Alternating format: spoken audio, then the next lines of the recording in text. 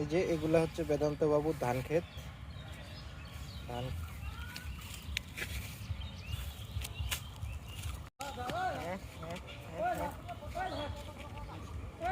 বেদান্ত বাবু তার মরিচ বাড়িতে মরিচ ছিঁড়ার জন্য আসছে। কিছুদিন আগেও তার মরিচ অনেক ছোট ছিল, এখন মরিচ প্রাপ্ত বয়স্ক হয়ে গেছে, মরিচ ছিঁড়ানোর মতো বয়স হয়ে গেছে।